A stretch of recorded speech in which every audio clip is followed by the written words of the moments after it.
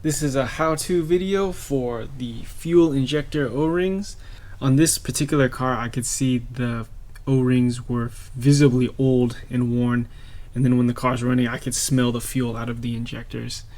So we're going to be replacing the fuel injector O-rings and grommets on this guy. The fuel pulsation dampener, you'll need a 22mm wrench for this guy.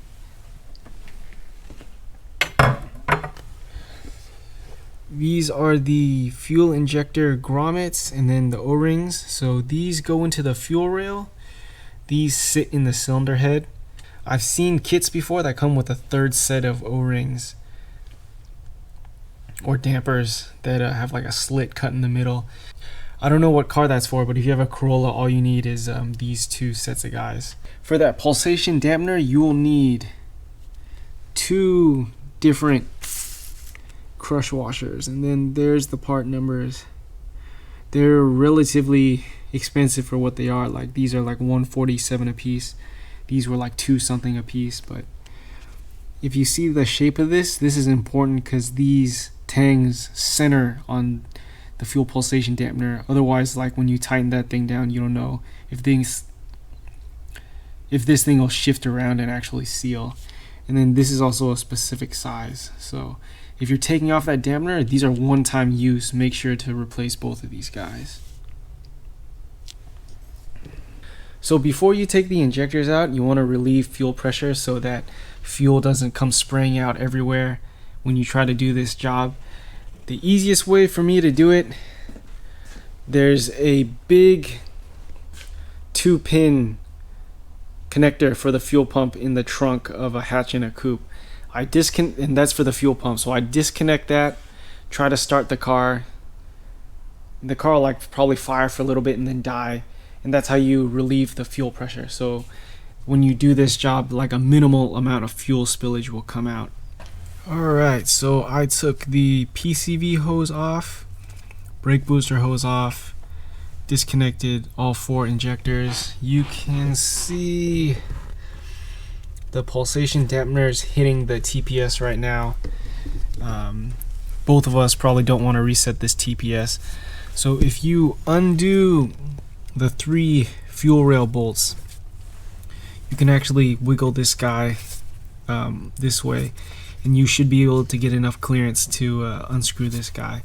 But you just have to remember, when going back on, you need to like thread this guy first before you tighten down these 3 bolts. So we'll take this off, we'll take the fuel rail off, and we'll take a look.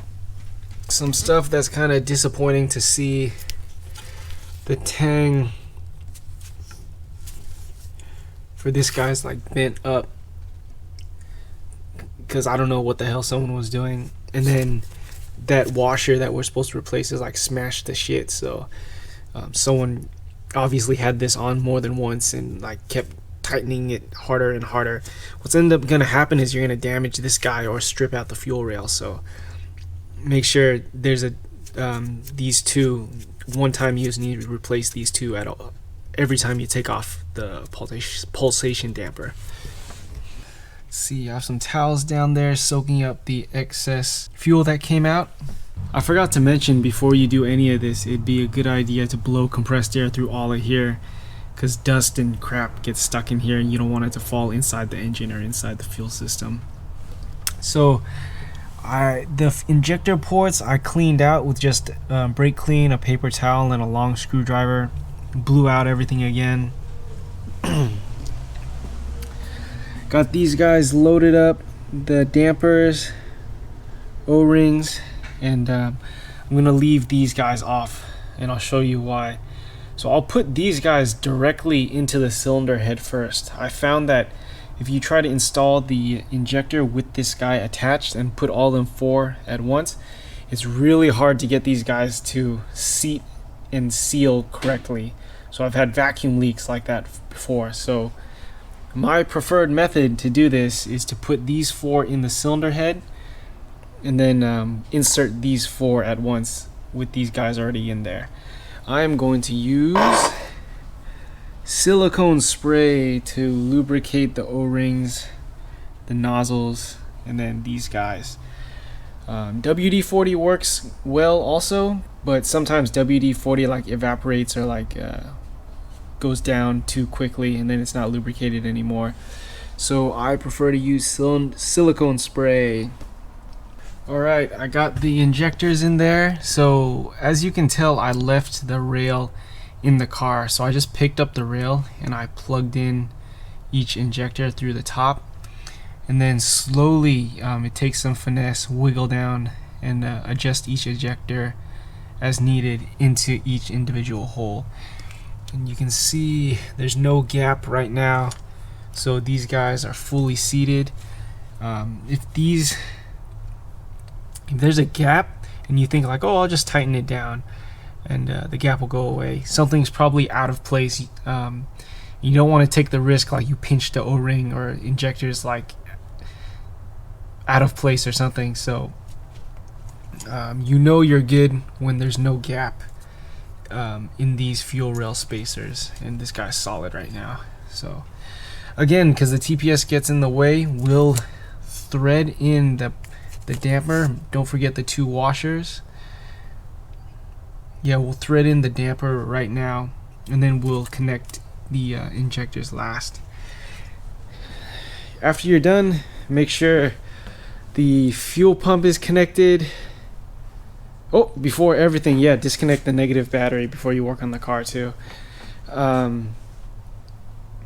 So yeah, start the car, double, triple, quadruple check that there's no fuel leaks. Go for a road test, and that should be it. Changing fuel injector O-rings. I'm doing other repairs to this car, so I can't start it to check for fuel leaks, and that made me think of one more thing. There should be a 2-pin check connector for the fuel pump. So key on, if you jump the connector, it should have the fuel pump always running, so you'll have fuel pressure in the system. This way you can be out here to check that there's no fuel leaks and you don't have to like go start the car and then run outside and be like, oh no, oh my god. So yeah, that'd be a good idea. Once you're at this point where everything's put together and you think you're good, jump the 2-pin fuel pump connector, key on, fuel pump should be constantly running, and then you'll have fuel pressure. Thank you guys for watching. Make sure to like and subscribe.